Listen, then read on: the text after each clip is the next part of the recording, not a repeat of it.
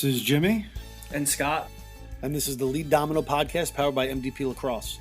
On this podcast, we will be discussing with athletes, coaches, and other professionals what specific mental techniques they utilize to prepare, compete, and recover. These are the questions that fascinate us, and we want to hear what our guests do to be their best mentally. And hopefully, you get a little something out of these episodes to help move you forward. On today's episode, we host Rob Camposa. Rob is a Long Island native who graduated from Syosset High School, played at and graduated from Stony Brook University. Right out of college, Rob joined the ranks of assistant coaching at the collegiate level. He is currently in his 9th overall year coaching college lacrosse.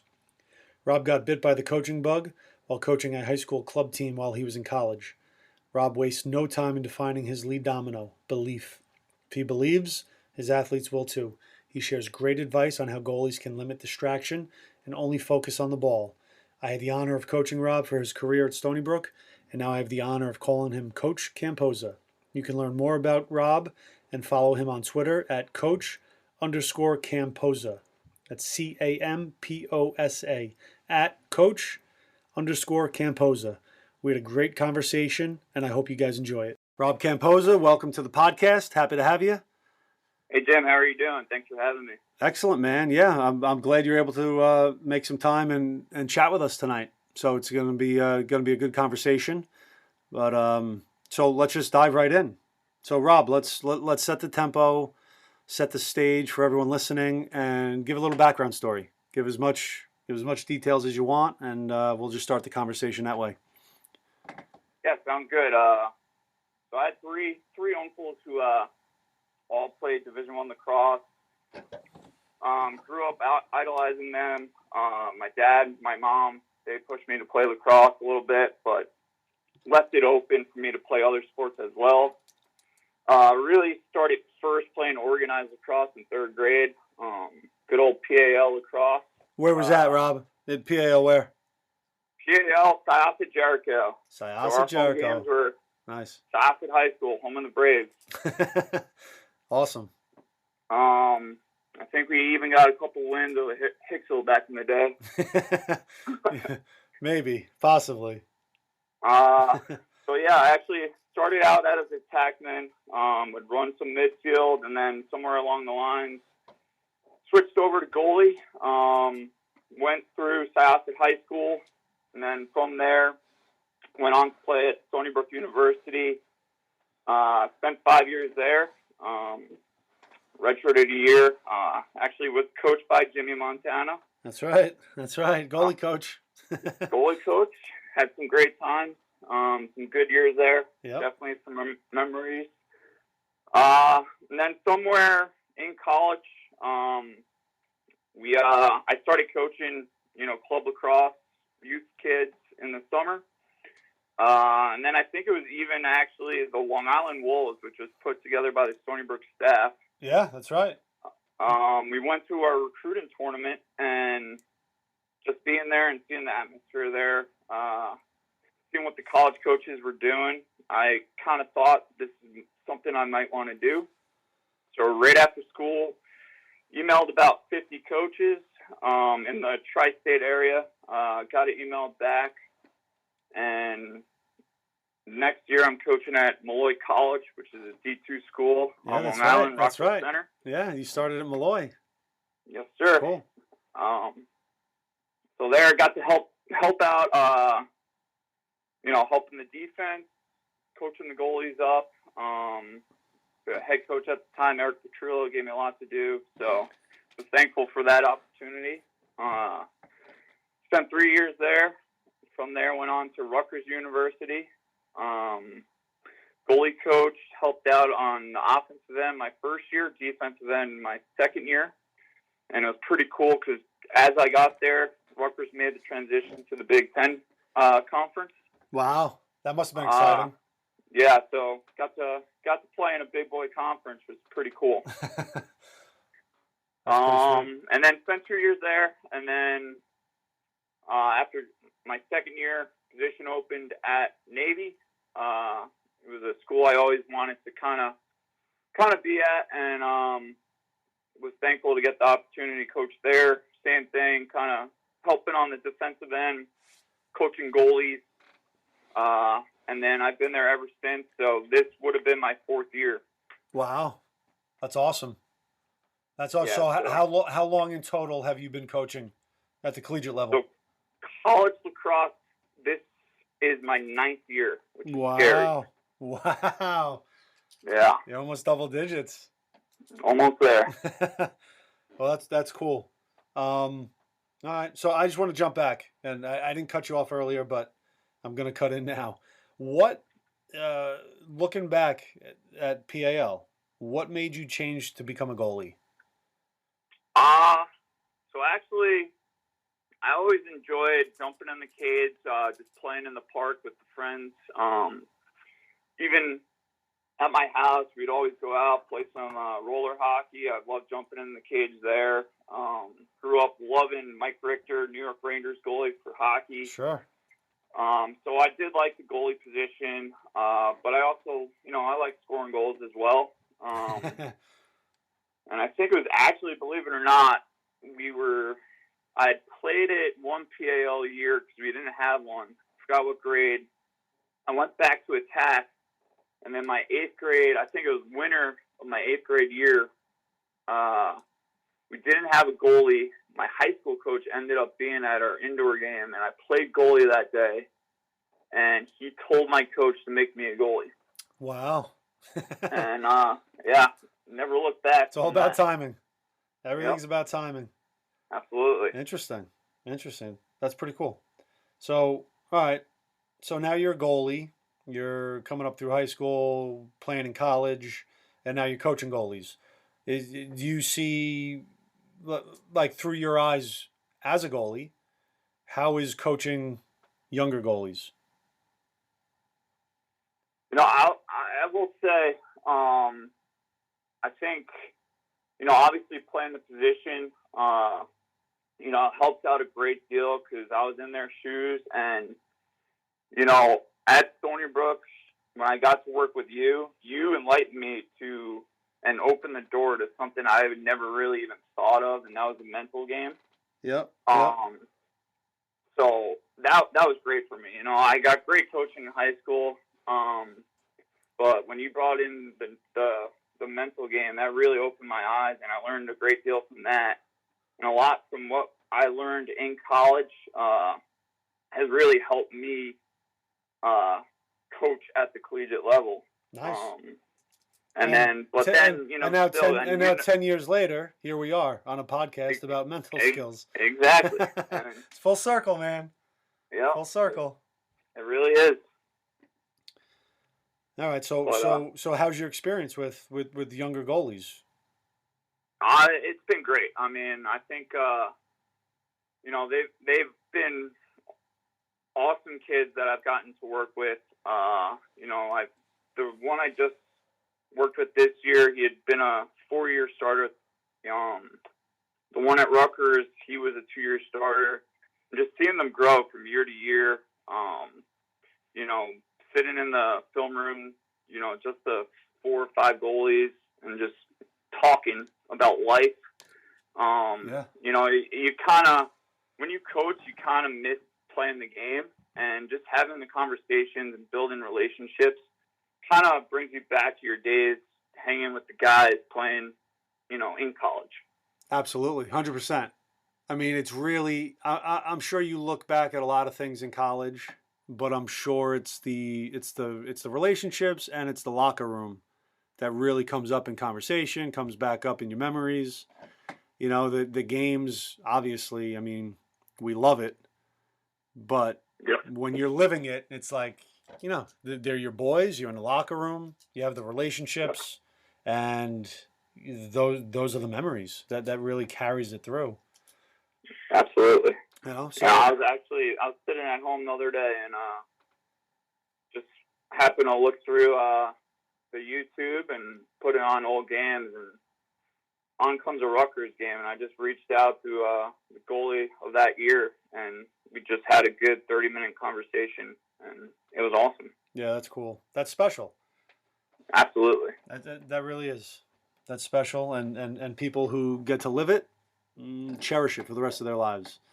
And I know just through my experience recruiting some kids, I have that conversation with them like during the process. And it's just like, listen, you may never have an opportunity to ever, ever, ever, ever, no matter what you do, be a part of a collegiate team and experience exactly what it's like to play in college. It doesn't matter what level. It's just you're going through early morning workouts, you're running practices, like it's all tough. It makes some of your life difficult at points, but when you look back, there's nothing like it. 100%. I mean, it's the most cliche thing to say. It's the best time of your life, but it's so true. It is. It is. All right. So when you're working, so for people listening who aren't quite sure, being a college coach, any sport, it's grueling, it's tough. Obviously, it's rewarding. Like we just said, but Rob, give us a little something of you're working a lot of hours a day, you're traveling, you're coming home, whether it's on the recruiting circuit or in season. Like how do you prepare? Let's say for you got a big game coming up, and today this practice means everything. Like, what are you doing to prepare for that? Anything specific? Anything in particular? So first, you bring up all the recruiting events and all that. That makes game week that much specialer. That's not even a word. It's all right, man. That more special. Because it is game week, and it is why you are coaching. To compete, see the product go on the field that you help build. Obviously, end of the day, players make plays, but you want to put your guys in the best position to be successful. So to start game week, I tell my guys first and foremost, you have to believe. You can't go in a game not believing. Any self-doubt that's in your mind, you could be playing the best team in the country. You should believe that you're going to beat them. Any self-doubt, you're at a disadvantage right off. 100%, yeah. And so I tell my guys, but don't you find it funny? Don't you find it funny how the spectator, whether whoever, a fan, a parent, they act like you're a big time athlete, like you shouldn't be nervous, or these kids always believe or whatever. But you're in the trenches, and like you're just working with humans. Humans get scared, they get nervous, they get anxious. Some work harder than others. Some prepare better than others. Some learn, in different ways. Some need to see it. Some need to try it. Some need to hear it. And you, as the coach, I mean, it sounds like you're on top of that. That you just know, like, lead domino, number one thing, got to believe. Absolutely. I think it's the most frustrating thing, and I was definitely a culprit of this. When I played, unfortunately. But how often do you hear? Somebody plays a game, they're playing a really good opponent. Say even if a defenseman guarded attackman and plays the game, and after the game you lost, and you're like, that guy actually wasn't really that good.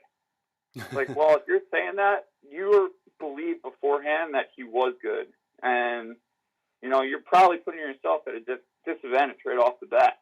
100%, yeah.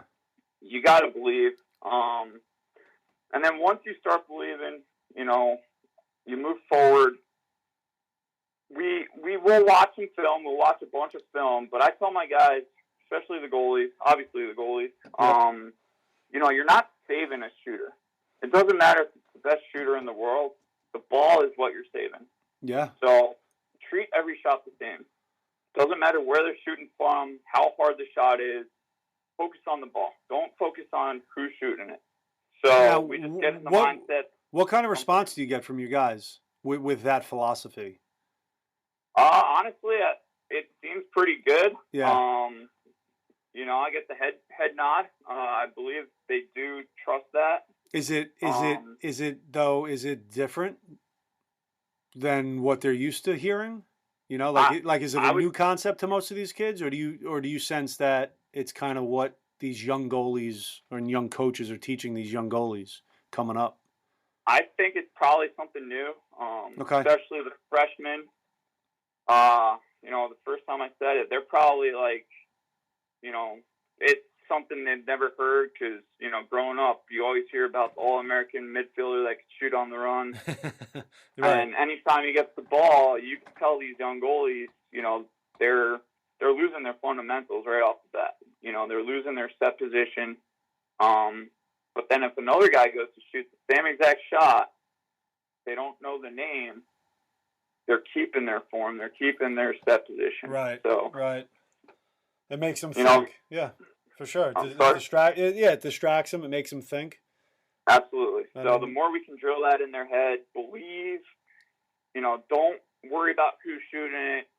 It's the ball that you're saving. The more we can drill that and get in that mindset, the more successful we can become. That's awesome. That's really good advice right there. Yeah. So, and then, we're just working, nothing crazy, just working on perfecting the fundamentals. We'll start slow. There's no reason to ramp it up because it's a big game. We'll go about our weekly preparation the same in cage.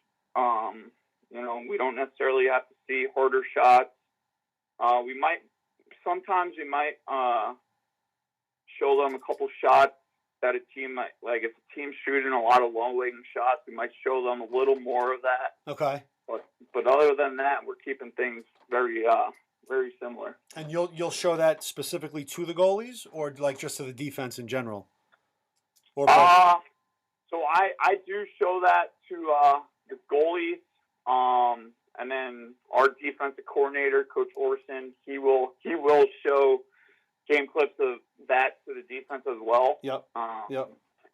But we do have separate meetings where I'll meet with the goalies, and then the goalies will join the defensive meeting as well. Sure. So everyone on that side will end up seeing it. Right. I got you. So obviously those goalies, you teach them belief, which in a sense you're really trying to tell them that I believe in you and you need to believe in the process and the whole thing works. And then you're taking pressure off them by just saying, listen, it's a ball. Like you said, it doesn't matter who's shooting it. You're saving the ball, not the shooter. So correct. Those two philosophies right there, you just have to take a lot of pressure off these kids. That's awesome. Yeah. I think it definitely goes a long way. Like, you obviously have to buy in. You can't just, say yes and, forget about it. But if you can buy in, it goes a long way. Yeah, and I think just like a physical skill, right? It's just about reps and constant communication, constant messaging, like just almost pounding it into their head that this is the way we work, this is the way we work, this is the way we work. So, just like anything else, it's just going to become a habit after some reps. So as a coach, now let's say you're on the sideline in a big game and something happens, good, bad, or indifferent. Do you have anything you fall back on as far as coaching? Like, all right, let's just say your goalie just gets pumped for 4 goals straight, and now it's like, all right, we call a timeout. They're coming over. What do you do before you have that conversation? How do you clear your mind? Like, how do you get your messaging right? Right.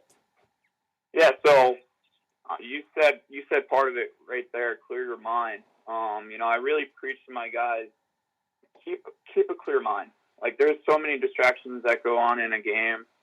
And we talked about your focus is the ball, to focus nothing on the ball. So, goalies in lacrosse, they're going to give up goals. It happens. Very rarely are you seeing shutouts. So if a guy gives up a couple in a row, you try to preach, get the next one. The next play is the most important play. Yep. So if there's a timeout, they come over. First thing I do tell them to do is take a breath. Take a breath. Basically recoup. Then I'll tell them, just get one. Get one, get rolling. Because, you never know. Lacrosse, it's a game of waves, a game of runs. Yep. One play can be the difference. And, you can give up 15 goals, but if you make that one save at the end and keep them getting 16, it could be the game winner.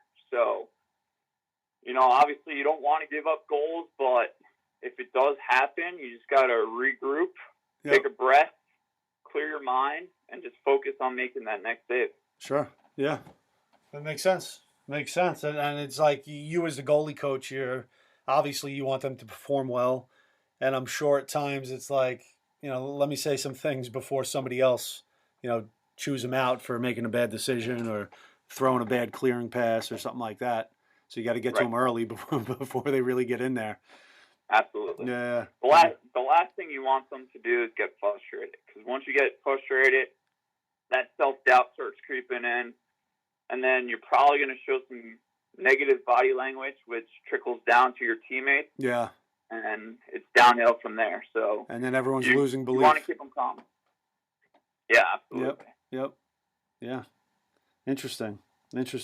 So, what are you doing as a coach after a game? Doesn't matter win loss. Do you go right to film? Do you use any techniques at all to decompress?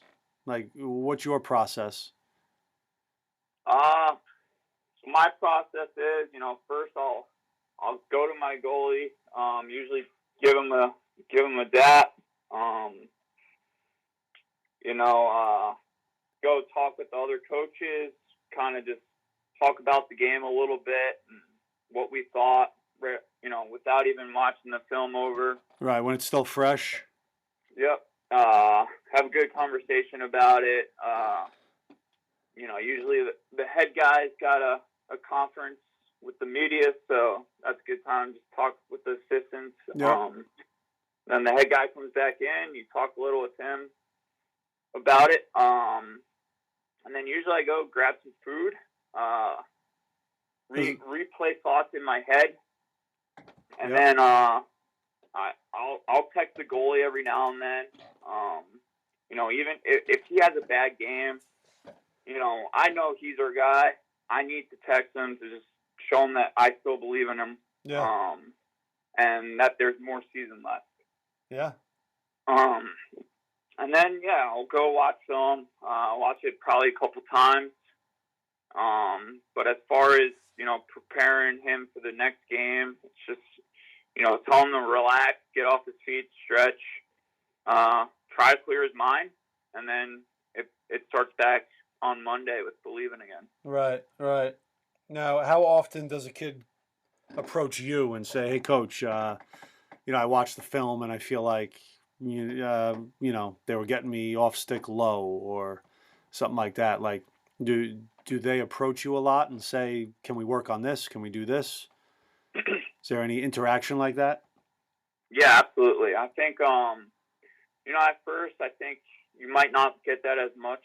But once you start building that relationship and, you guys get closer, you guys realize you're in it together. I do get that a good amount. The kid I coached the past couple of years, we had a very good relationship where, he's telling me what he's seeing. I'm telling him what I'm seeing. We come together. We kind of put a game plan together for the week. Yep. And then if he's feeling like he's slow to a certain spot, we'll work on that week as well. Sure. And I think it's very important to have that relationship for that reason. Like, you can't, I think as a college athlete, even high school athlete, you can't be afraid to say something to the coach that would help you be more successful, because time is short. You don't get to play college across your whole life. Yep.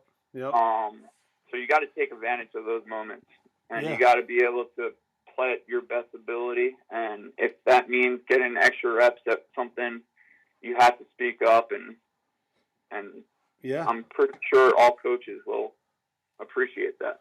Yeah.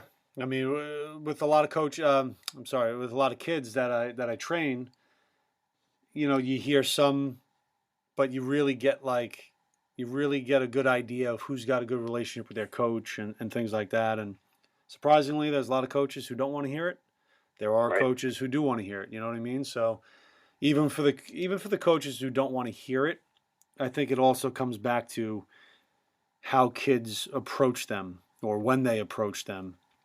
And Right. that's almost a game inside of a game. And to me, that's also something that's bigger than life.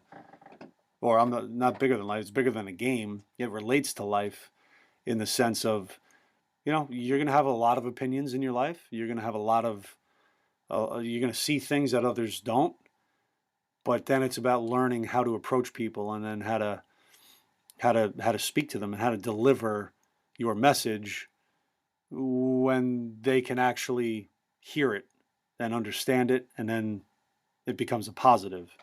And for young Absolutely. kids, for young high school kids, like that's if kids can learn that, they're learning a lot more than lacrosse. And I just feel like as coaches, we should be challenging them and we should be putting them in that situation. Like, we need to talk and we got to get through this, and then they'll learn how to do things like that. And Absolutely. you've been coaching, the high level athlete, so I'm sure those guys are a little ahead of some of the other kids. But just like anything else, they got to learn how to do it, and it's good that they have you to really allow them to explore that. Yeah, I can agree more. I mean, because I love that feedback and that openness with my athletes, because it's gonna make you better as a coach as well. Right. Right. You can't be complacent as a player, and you can't be complacent as as a coach either. Right. And and isn't it funny that you were an athlete your whole life? Now you're a coach, and you're looking at it like, well, I want my athletes to give me some feedback because it's going to yeah, make me a better coach. But if you could yeah, put yourself in, freshman, sophomore year, Rob Camposa, it's like, do I really want to give my coaches feedback? right. It's a funny thing to look back on, but it's so It really true is. because one of the first things we talked about was relationships. You're dealing with human beings, and it's like a kid is dealing with a coach and a coach is dealing with an athlete. So both sides on a lot of levels are looking for the same thing. And most kids they don't know that yet. And that's the process they Right. got to learn through. And that's funny that you bring that up because it's so true. Yeah, and I think part of it might be athletes. They're afraid what they're going to hear, but when you realize that the coach is there for your best interest, and he might tell you something you don't like, but when you realize it and you work to correct that, you're just going to be better. Yeah. I was always told growing up, if you are not getting yelled at by your coach, he does not care enough to get you better. Sure. Yeah. If you're not getting the attention of the coach, he's probably not paying attention to you. Absolutely. Yep. That's it. And you're not getting attention paid to you. You're not getting looks. You're not getting playing time. It could get ugly for you. Yeah. I hear you on that. I definitely hear you on that. So, all right. Well, you touched on a lot of good stuff tonight. A lot of good stuff. So, do you want to share where people can find you? They want to reach out. They can follow your journey as an assistant coach as you climb the ranks and all that good stuff. Yeah, absolutely. Not big on social media, but I do have a Twitter account.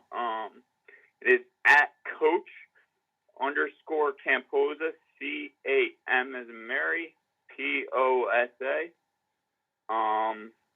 Pretty frequent user on that. Other than that, not big on social media, but you can come down and check me out on Twitter. I'm sure there's a lot of college sports on that Twitter.